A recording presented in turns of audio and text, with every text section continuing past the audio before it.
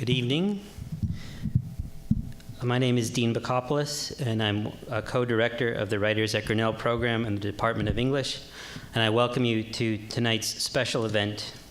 Not just you who are here in person, but also our alumni and friends watching us on Facebook around the world. As you know, tonight we honor the memory of an alum known to many of us simply as Mondo.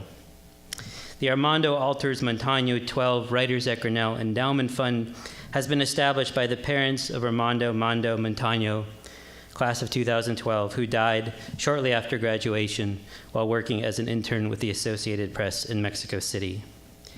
Diane Alters, 71, and Mario Montaño, who are here with us tonight, have created the fund through a bequest to Grinnell College. This still growing fund supports the Writers at Grinnell program in memory of their son's dedication to nonfiction and fiction writing, journalism, and the creative process. And we thank the many of you who have supported this initiative over the past few years and invite all of you to join us in support of this.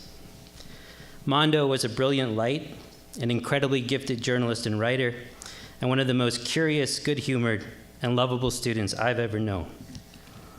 I think of him every day before I teach, and often in the middle of my lectures, I think of the comments he might have for me, both the inquisitive, thoughtful ones and the snarky, sarcastic ones.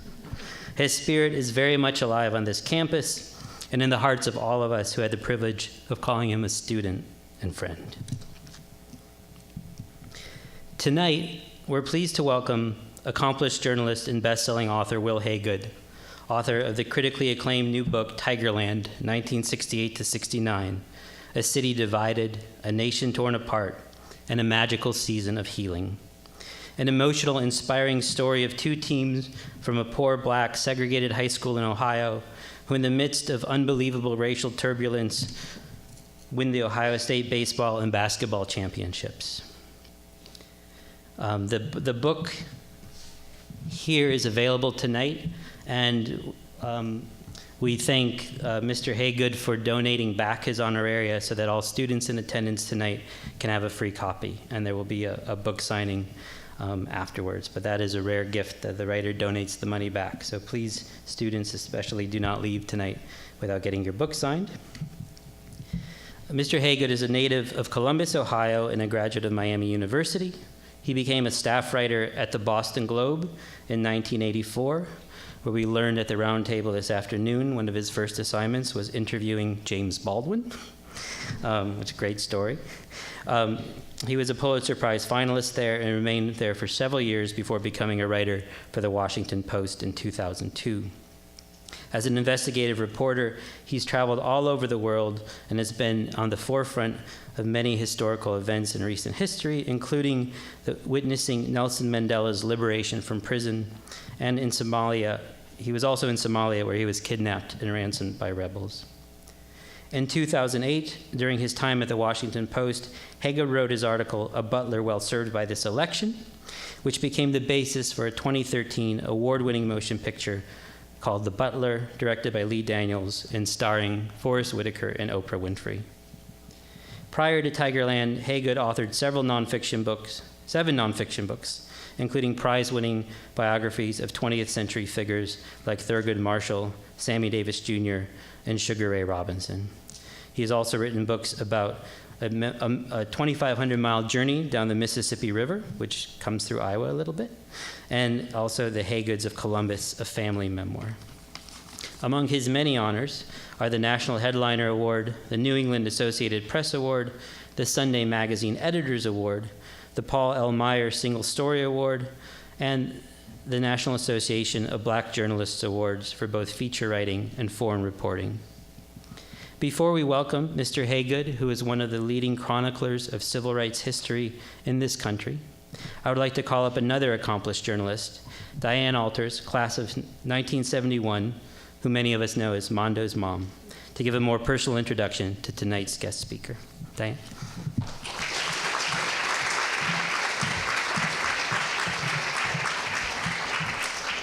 Thank you, Dean. I'm going to tell you a story about Wil Haygood, writing, and friendship.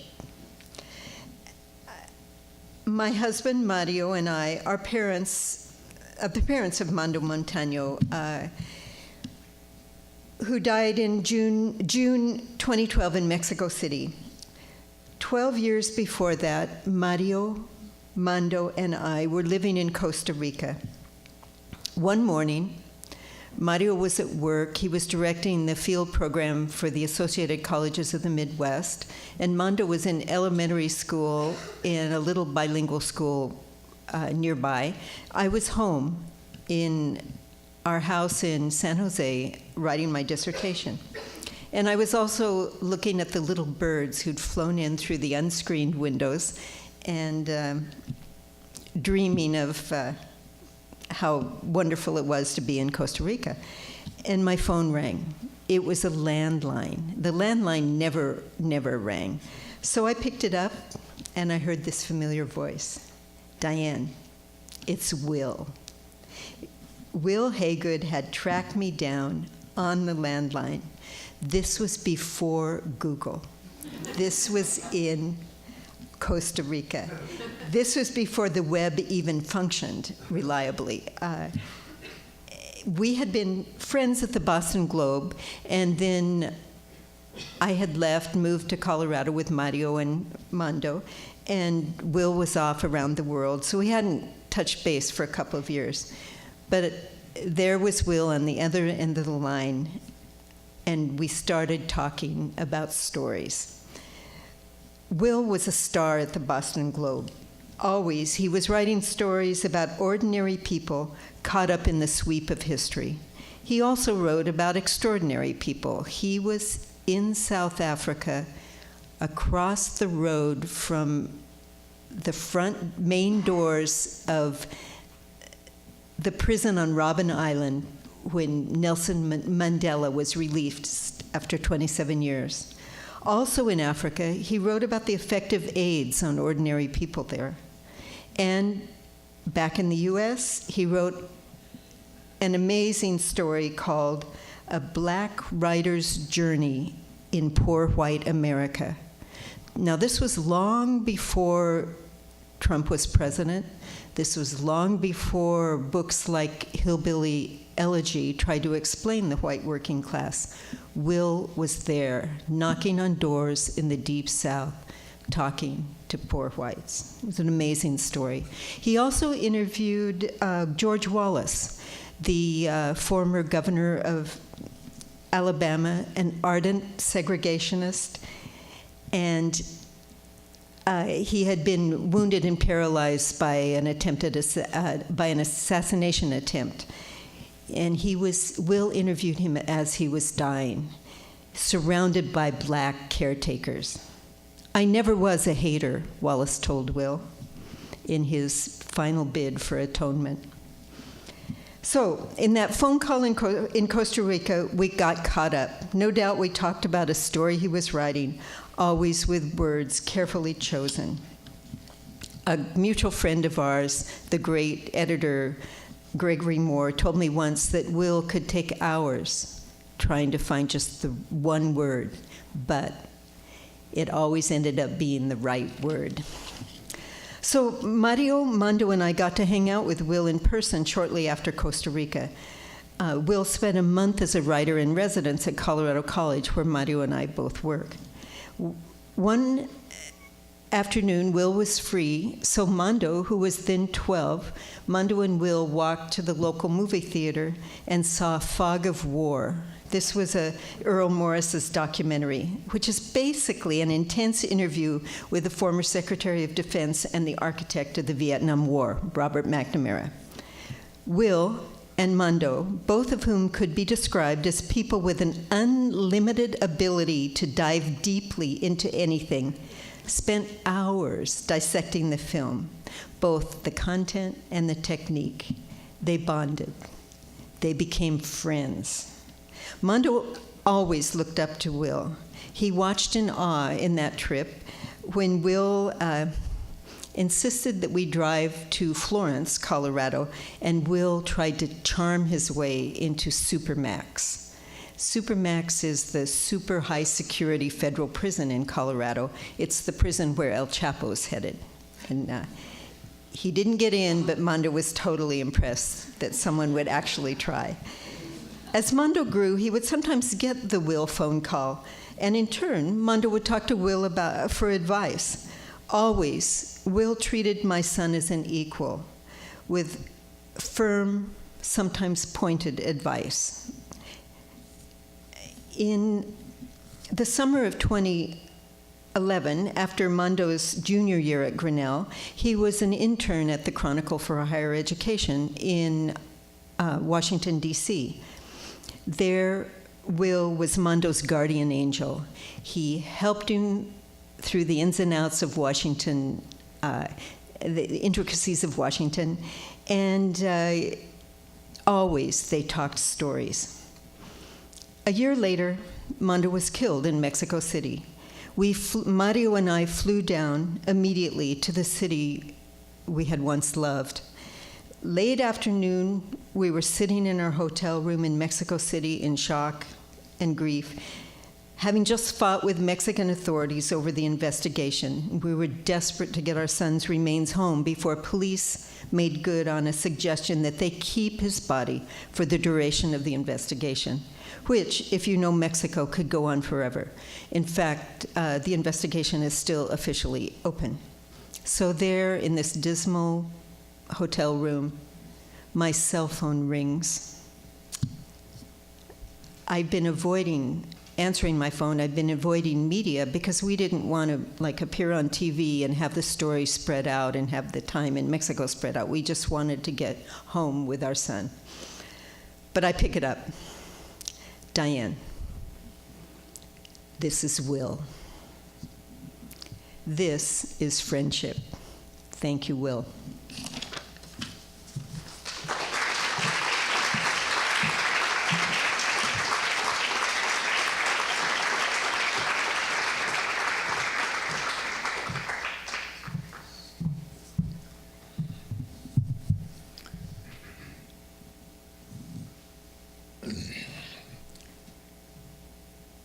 When I walk around a college campus, I often wonder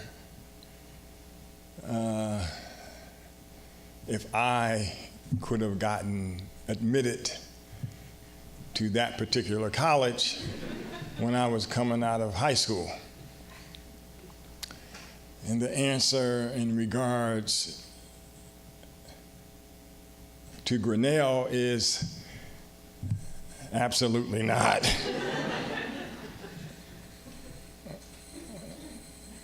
I did get into Miami University in Ohio, and I graduated with a 2.2. That's what you might call summa cum lucky.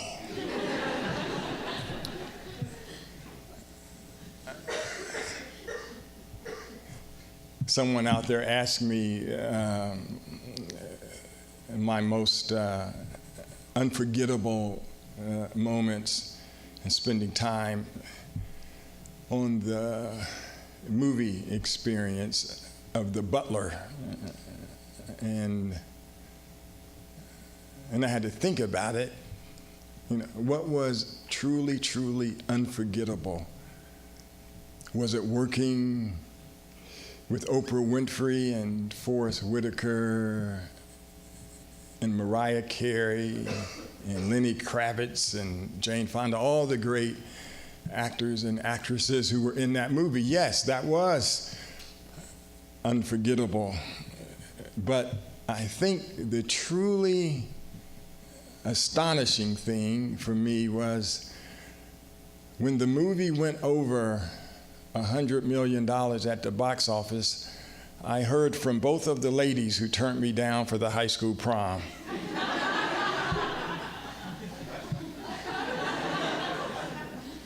What in the world was that about? One of them said, "Now surely, Wil, you aren't holding a grudge, are you?" And I said, "Now why would I hold a grudge about what happened on May 21st? At 3 o'clock in the afternoon, outside of Miss Johnston's homeroom class, when I asked you to go to the prom with me." life. I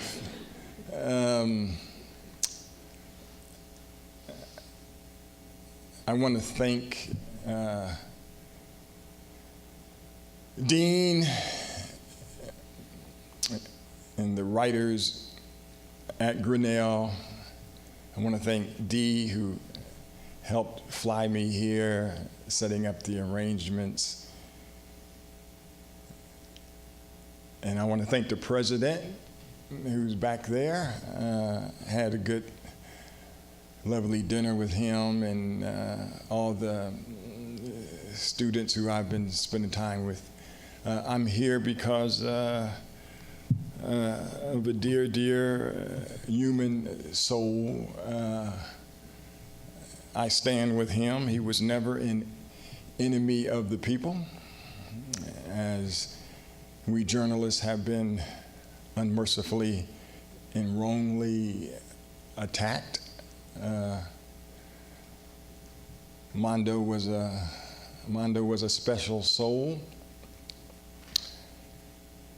Diane, Mario, it is an honor to be here to pay tribute to your son.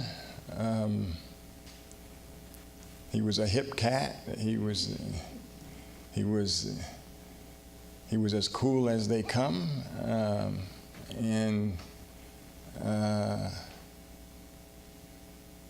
you can just, if you knew him, you'd know that if he was working at some newspaper, that he'd want to go down to the border and write stories about immigrant children being snatched from their parents.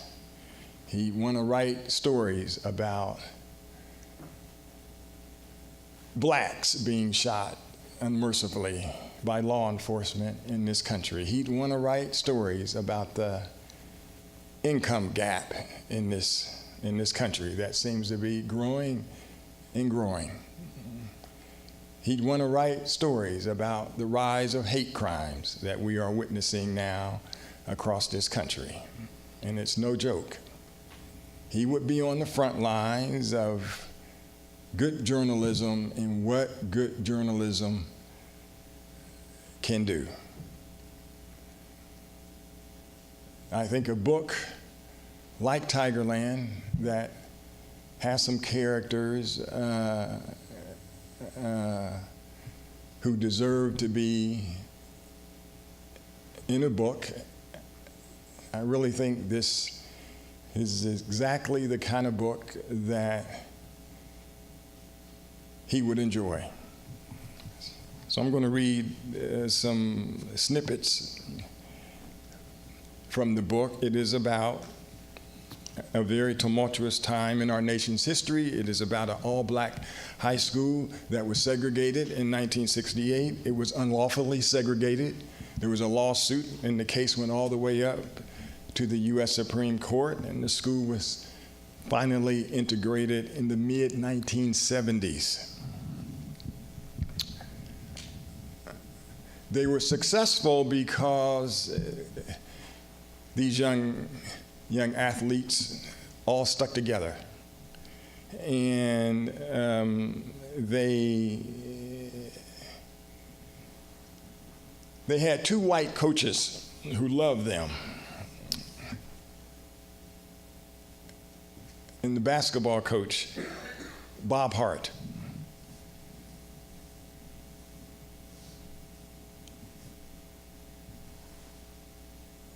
his friends told him in the late 1950s that he should not go coach at this all-black school in this all-black neighborhood. Bob Hart landed at Normandy in World War II. And here is something about Bob Hart from Tigerland. This is a scene when he has come back from war. When it was all over, Bob Hart had his health, some war medals, and a broken heart. He made his way back to America at war's end, back to the Ohio Wesleyan campus in 1946. He really didn't talk much about the war. There was a time he had marched a couple of captured German soldiers back to base and realized once there, laying his rifle down and checking it, that he had had no bullets in the chamber during the entire march. He could chuckle at the memory of that episode, but not about much else. There were just too many soldier buddies, too many friends who had been lost, dead in the snow, dead in the mud, dead in the tall grass of some battlefield, gone forever. There was something that seemed to stay on Bob Hart's mind after his return from the war. It was inequality. He had witnessed the mistreatment of blacks in the Deep South and then overseas. The disenfranchisement of blacks had started to bother him. He told his college English teacher he was going to write a paper on Black Americans and their plight. He got the Encyclopedia Britannica citation of American Negro and pored over it for hours, for days. He became familiar with the teachings of Booker T. Washington and the poetry of Paul Laurence Dunbar, the singing of Paul Robeson, the writings of Carter G. Woodson. He felt energized and enlightened as he pursued this course of study. This is what the home from war soldier with a social conscience wrote in his paper, handed in to his professor on February 18, 1946. Quote, "I am convinced that the Negro has possibilities for development equal to anything we whites have. I am convinced that if given the chance, the whole Negro race can become one of our greatest assets. To do anything to deprive them of this possibility is to deprive the world of some of its greatest culture. I am convinced that the only answer to the race problem, the only hope for an undivided America, the only possible program from a cultural viewpoint is equal rights for black and white, and the opening up of our institutions to the development of the Negro," end quote. When I started working on this book, Bob Hart had passed away. I sat with his 3 daughters, and they told me that their father had started telling them that he wondered why he had not been inducted into the Ohio High School Hall of Fame when other coaches who had not achieved what he had been inducted. He wondered if it was because he had coached all black teams. He told his daughter that he did not want to be inducted after he died. There was an effort to get him inducted. He got sick and he died without having been inducted. Several years later, Bob Hart was finally inducted into the Hall of Fame. It was posthumous, but I think there's a sweeter victory than that because this book happens to be dedicated to Bob Hart. This next section, since this is a sports-themed book, although it is a book about much more than sports. It's a book about this country, its history. It's about politics. It's about race. And it's about the underdog. We in America love the underdog. Mondo loved the underdog. And the basketball team played a team out of Toledo, Libby, during the state tournament. It was a very good team, and people around the state were saying East High is going to have to play Libby, and they are going to meet their match. They had told all the sportscasters that East High cannot beat Libby. So this is a little section about the game between the East High Tigers and Toledo Libby. So just think of all of us at the Coliseum where the game took place. Think of Mondo in the stands with us all, and we're all there looking at this game and between East High School and Toledo Libby. So I'll play the role of the sportscaster. At the end of the fast-moving first quarter, East High held a 6-point lead, 21-15. Unlike with Newark, there would be no slowing down of anything in this game. At the end of the first half, it was East 35, Libby 30. But there was something about Libby that caught the eyes of the reporters. They appeared quite poised. They did not seem at all rattled. Libby had made a single substitution during the first half of play in displaying an iron-like stamina. Libby star player Abe Stewart, who was on his way to 25 points, was having his way with the East High Tigers, scoring inside and out. As the third quarter drew to a close, the East High fans grew restless. Libby was furiously nipping at the small Tiger lead. With 5 minutes left in the quarter, the game was tied 40-40. When the buzzer sounded, the Libby fans sprang up from their seats in jubilation.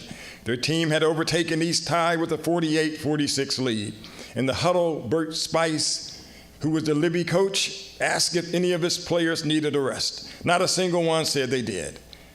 That was what he wanted to hear. They were all seniors, players he had known and coached for a long time. He was going to let them stay on the court until they ran East High into the ground or off the court, or whichever came first. He had gotten oh so close to a championship title back in 1966. He damn sure didn't want this game to get away from his team. In the fourth quarter, the lead seesawed. East High's Roy Hickman went up for a shot, was fouled, and the shot went in. Sent to the free throw line, Hickman made the shot, and the score was now East 61, Libby 57. Mayor Sensenbrenner was beside himself, whooping and hollering amid the Tiger fans.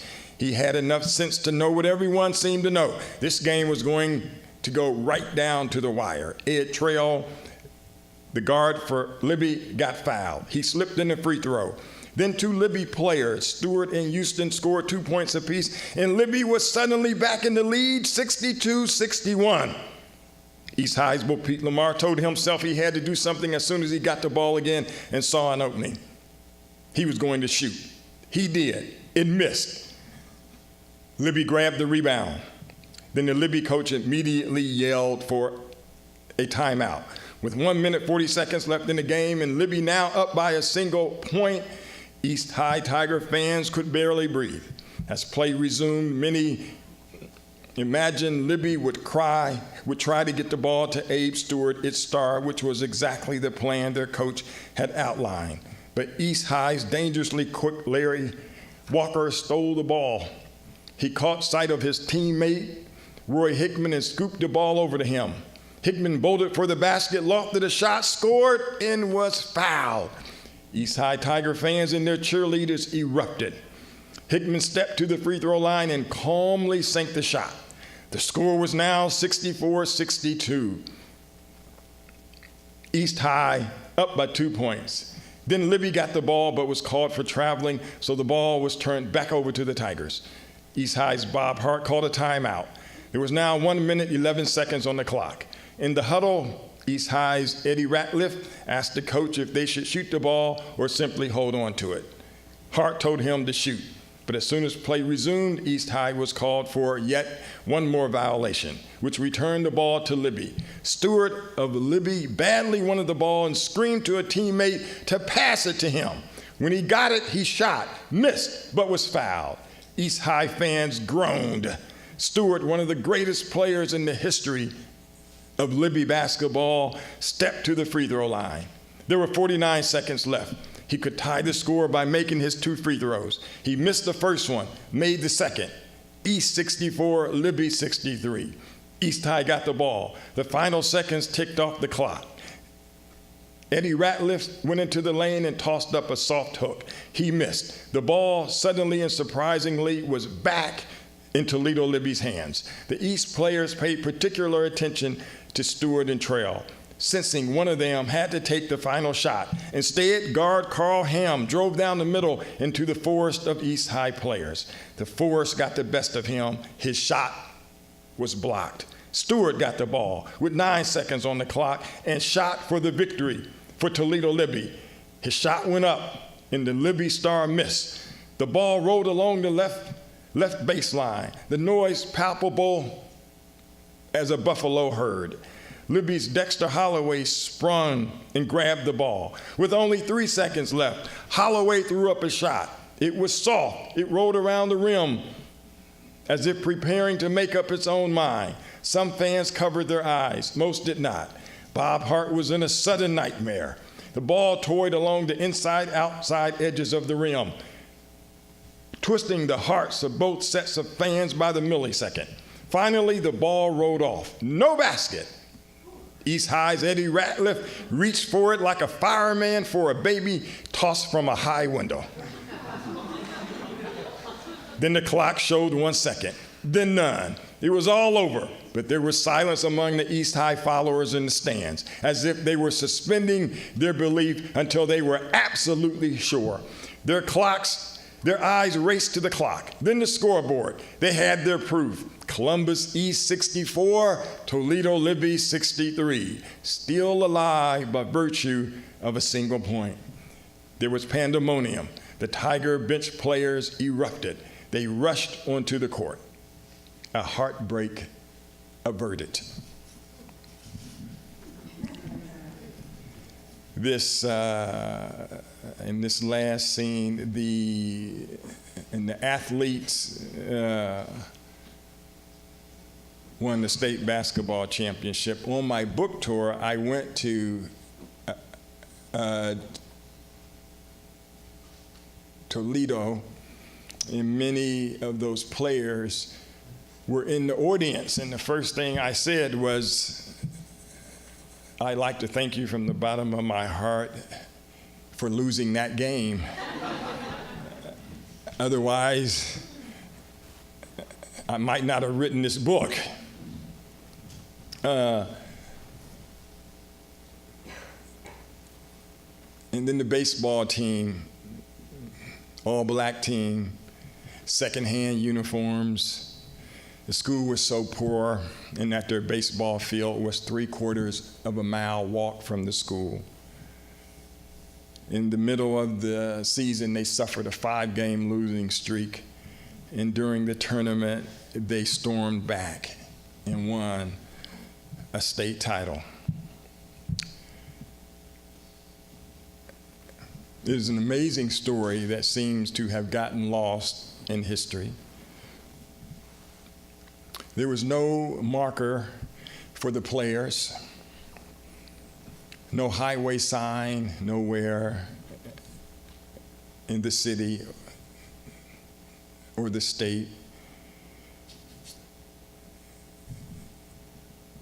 On the night of the big soiree they had for the book in my hometown, Mayor Ginther renamed the street on the side of East High School. It is now known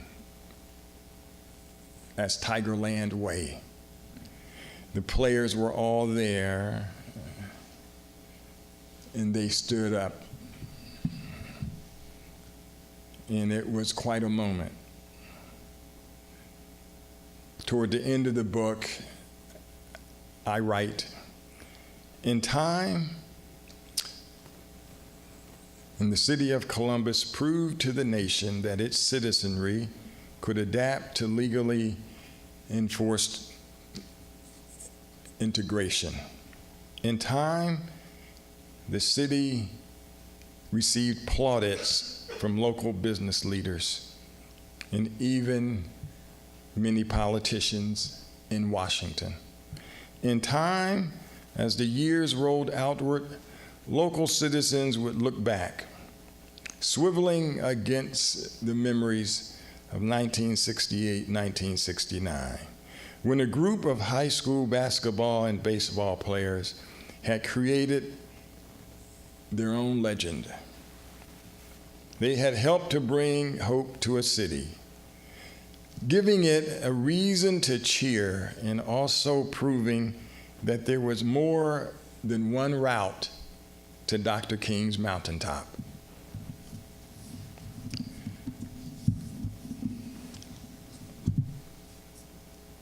I travel a lot, and I do a lot of research, and I do a lot of interviews. I wrote a book about the first African-American Supreme Court Justice, Thurgood Marshall. The book is all about his confirmation hearings. Every Supreme Court nominee before Marshall, their hearings had lasted 6 hours or less. Marshall, who was black, was facing Southern segregationist senators. His hearings lasted 5 days, and those 5 days were stretched out across 14 days. Only two of those senators were still alive when I started research on my Thurgood Marshall book. And I interviewed both of them. So I had to go to certain libraries and find the archives of these senators who had tried to stop Thurgood Marshall, tried to stop civil rights. Senator John McClellan was out of Arkansas. He was a ferocious segregationist who did not want the Supreme Court to be integrated.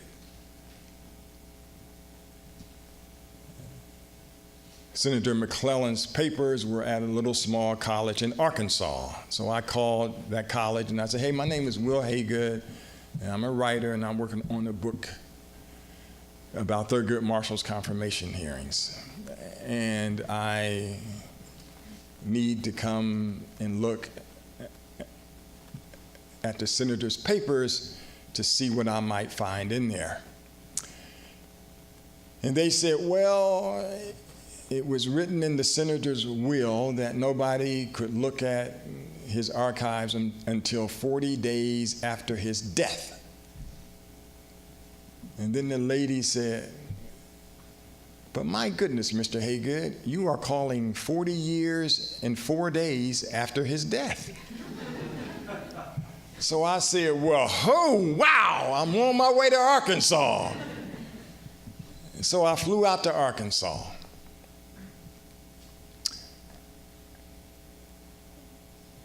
And I get this rich opportunity to look at his papers, the Southern segregationist, his papers.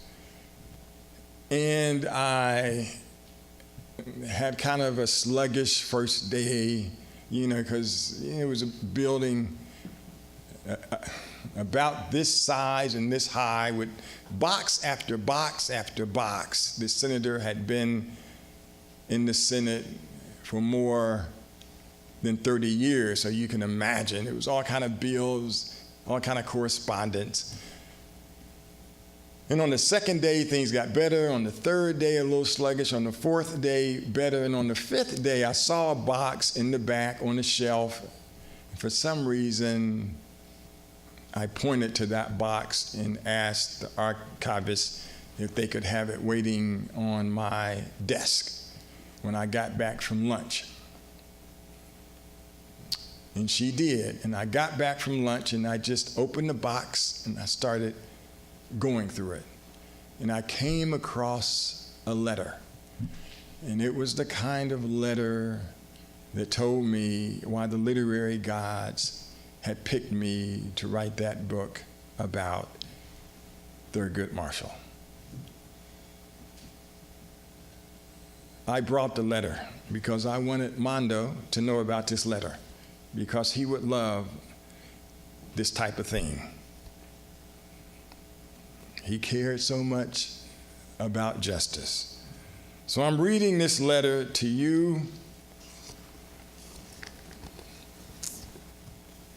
and to Mondo. Whoever wrote this letter to this lady, whoever wrote this letter to the senator, did not get an answer. It says, file it away, no answer. So the senator did not think that this person, even though they were a U.S. citizen, the senator did not think this person deserved an answer. Here's what the letter says. To the Honorable John L. McClellan, U.S. Senate, Washington, D.C., the date is July 19, 1967. The letter says this: Dear Sir, I am a resident of Arkansas and a law-abiding citizen who believes strongly in God, democracy, the United States Constitution, and justice for all. Recently, I've read an article concerning remarks made by you and another senator about Thurgood Marshall and his attempts to become an Associate Justice of the Supreme Court. Sir, I am a Negro, an American. I want you to know how I feel about Mr. Marshall's nomination. I'm sure that I can speak for all the Negroes in Arkansas. Mr. Marshall is just as qualified as any likely candidate that you know. It has been made quite clear which side you are on. We all know why you and the other Southern senators don't want him to be on the Supreme Court, and it's not because of the Constitution. You don't want him because he's black. Stop covering up behind some excuse. Chances are that the nomination will be turned down. But we hope and pray that you will open up your heart and let all of the animosity and prejudice out and let Mr. Marshall's record speak for itself. Color doesn't make the person senator. It is character that makes the man. If he doesn't get the nomination, there will be others who will seek after the same opportunity when it presents itself. There will be hundreds, Senator, and you can't fight them all. Somebody will get it. One of these days, the President of the United States will be a Negro. Sincerely yours, Barbara Ross. She predicted that man who came through Iowa by the name of Obama. She predicted Obama. When I read that letter to my sister, she said, "Oh my goodness, Will, when the book comes out, you have to get in touch with somebody in this lady's family to tell her that her letter is in your book. And I told my sister, I said, hey, that's a great idea. So 2 months before the book came out, because it says right here, the city, Texarkana, Arkansas. I called the city clerk of Texarkana, Arkansas. I said, hello, my name is Wil Haygood, and I'm a writer and I have a book coming out about Thurgood Marshall. And there is a former resident of that city who wrote a letter to Senator John McClellan. And I tracked down that letter, and I want to know if I can just find some of her relatives. And the city clerk said, well, what's the name? And I said, Barbara Ross. And the city clerk said, well, the name doesn't mean anything to me, but I will ask around and see if I can find out anything. And I didn't think I would ever hear from her again. About a week later, I get home, my apartment, Washington, D.C., and I still have a landline and an old-fashioned message thing, and the light, it was going off, like 6 messages, it was blinking. I was like, oh, I got 6 messages, wow, cool. And there was a message out of Texarkana, and the lady said, hello, Mr. Haygood, and this is the city clerk, and I have a phone number that you should call. And I'm thinking that it's a number back to her office or some city agency. I sit down and I call the number. And there's a faint voice on the other end, hello? And I said, hi. And my name is Wil Haygood, and I was given this number because I've written this book. And there's a letter written by a Barbara Ross. It was written back in 1967, and I'm trying to find somebody who is kin to her. And the voice on the other end says, my name is Barbara Ross. And I said, oh, my goodness, wow, were you named after her or something? And she said, sweetie,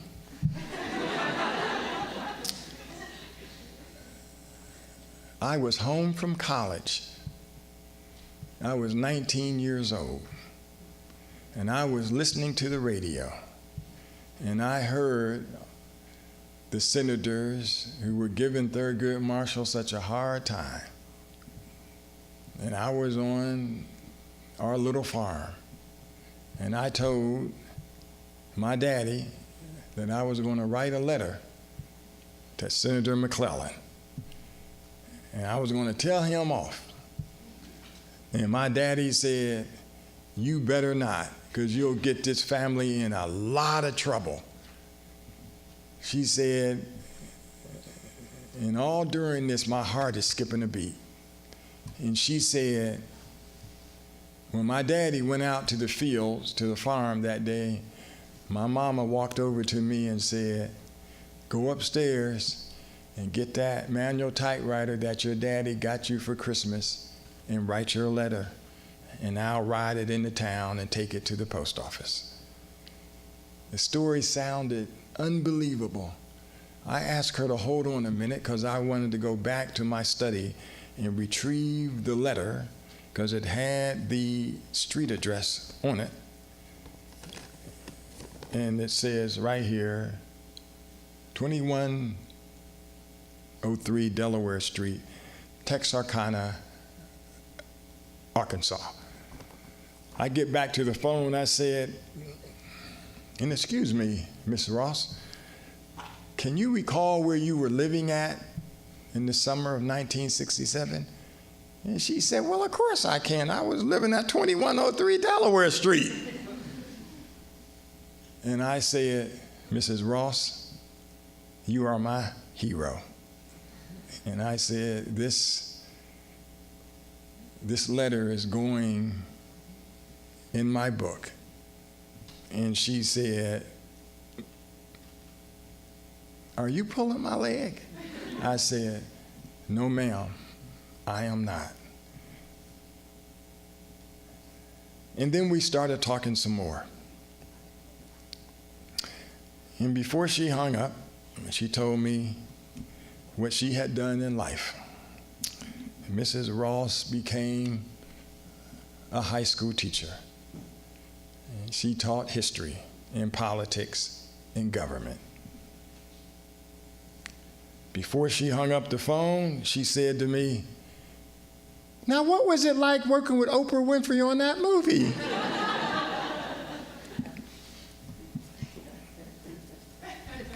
Students,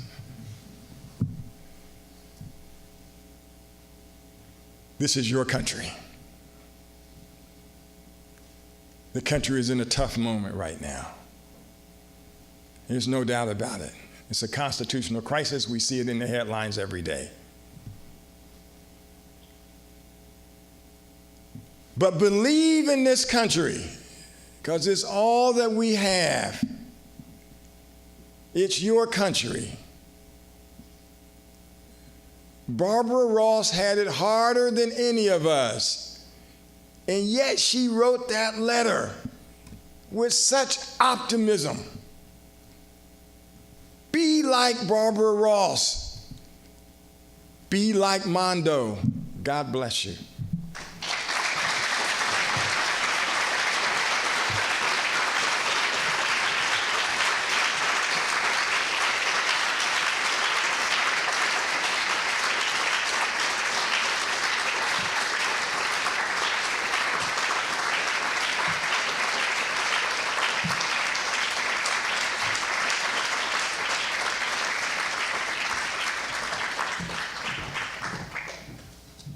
We have a few minutes left for questions. I will bring around the mic both for the audience here and also for our audience on Facebook. So if you're able to stand and ask the question, that's fine, but definitely we need a mic for a question. So if you have a question, about 10 minutes for questions, so let's not be shy.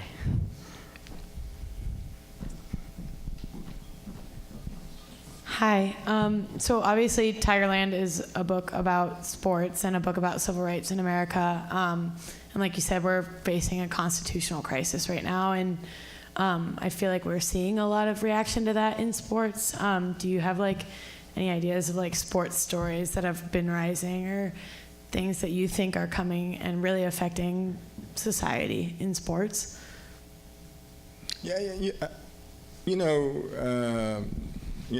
Sports has often been an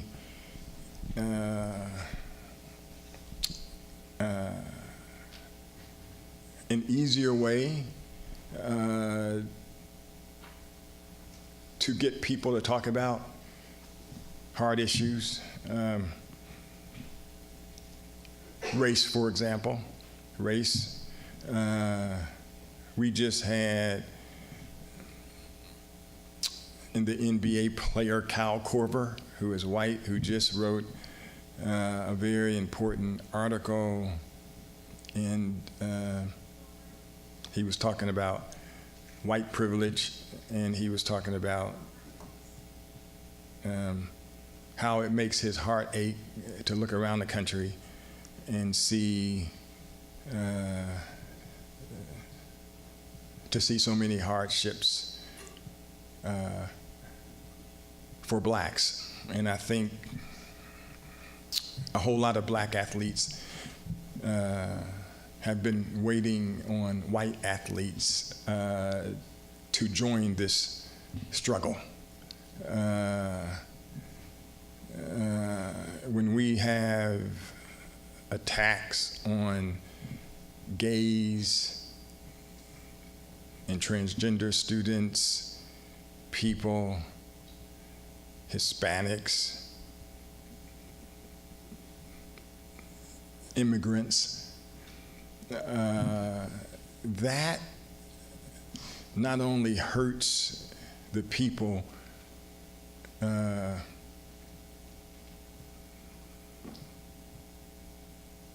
who are being affected, it hurts the soul of this country. It drags us all down.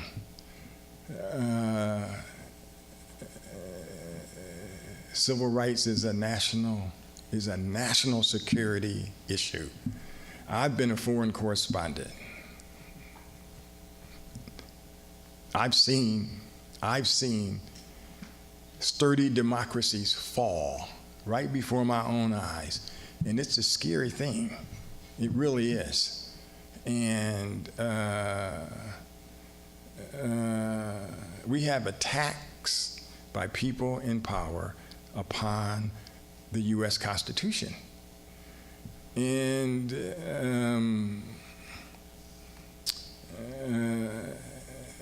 we have, this rise of hatred in this country. And it's no joke. I mean, it's scary. I mean, I myself, Wil Haygood, there are just certain rural towns in America in this day and age that I would not ride through at night all by myself. I just won't. And it's a shame that I have to feel that way. And so we have to fight to get this country back on track again. And we have to fight to vote for people who we send into office who do not look at journalists as enemies of the people. That is what they do in Russia. And Russia has grave problems with freedom. Journalists have been murdered in Russia. It is a very dangerous thing for this country to start turning against journalists. One of my colleagues at the Washington Post, as we all know, was murdered. And we have to do more to bring those culprits to justice. And so sports figures like Colin Kaepernick, they deserve to have a voice away from the football field or the basketball court or the baseball diamond. They're smart, and if they want to do and say things to help heal this country, then they should be given that berth. And I think more athletes are starting to wake up. Okay? Other question?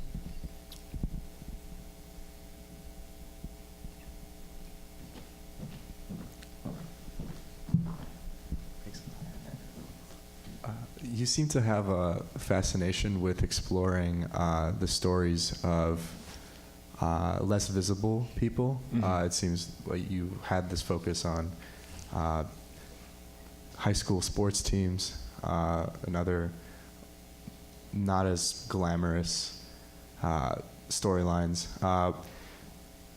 Do you feel as if you get a larger perception on larger trends in this country through these stories?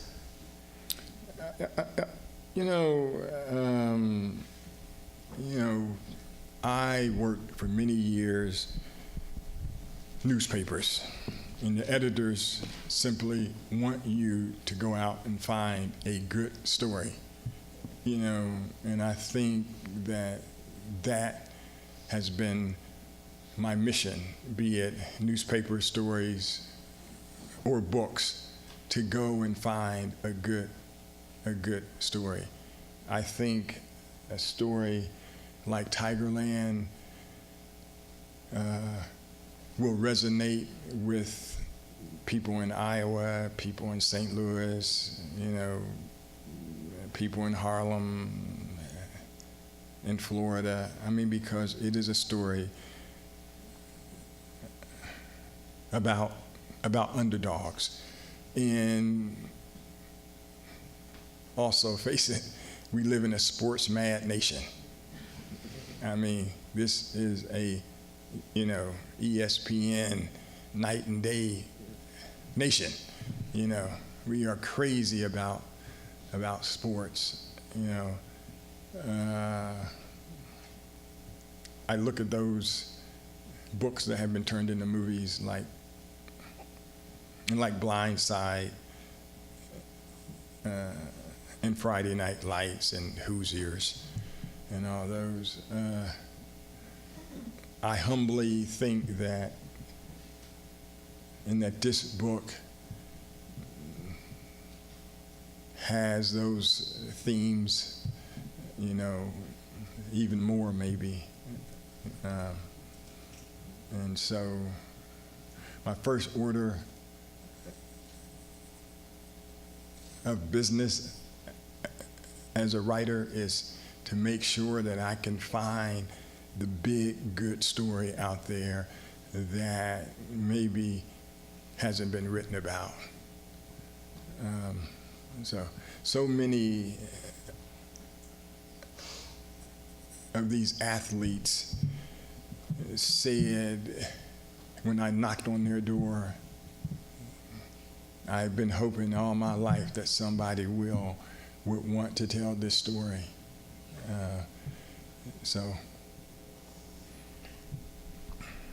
Wil, if I could ask one question to wrap up tonight, because I want to leave time for a book signing, and I know a lot of students want to get their book signed and talk to you one-on-one as they do that.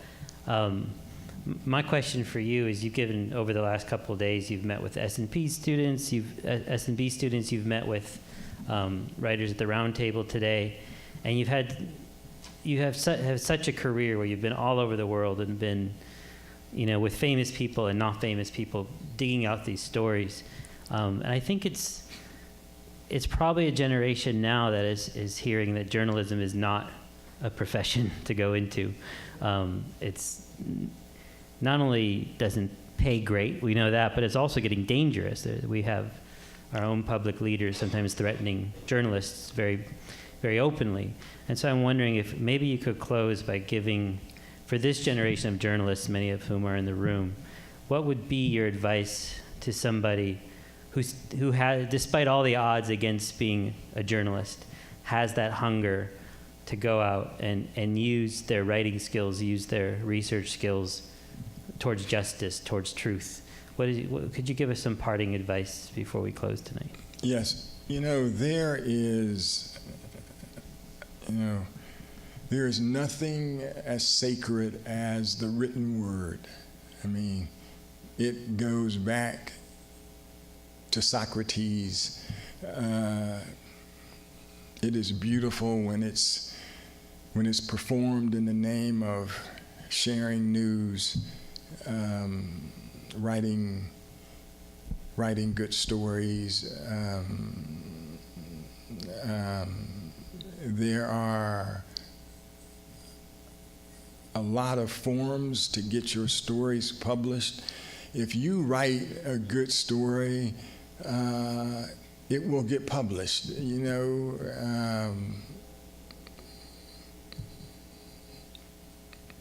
And also work in movies now and then, and people write great scripts. And now, goodness gracious, there's Hulu, there's Apple, there's Showtime, there's Stars. I mean, those great scripts and eventually will find a home. I came to fall in love with journalism in the 1970s. Watergate, a scandal in the White House, was ripping this country apart. And great journalists at the Washington Post and exposed that story. And I started dreaming, and it was, wow, I love to work at the Washington Post someday. What a big, bad newspaper. I mean, wow. Oh, I mean, those cats be rolling. I mean, those cats be bringing down wrongdoers and sending people to jail who should go to jail, and fighting the good fight, which is all birthed in truth. There is always the dark side of the road. But as we say on the masthead of the Washington Post, democracy dies in darkness. So be the light. Journalism is a great light. It is. It is a phenomenal avocation. It is righteous. It is soulful. And we need the good journalists now more than ever. I teach at my alma mater, Miami University in Ohio. I know some of my former classmates sometimes show up on campus and they'll see me walking downtown, and then they'll think, oh, look at Haygood, he's still back here trying to get his degree. But two of my students who I've recommended for internships are working on newspapers now. So I'm 2 for 2. So I hope to keep that record going. Thank you.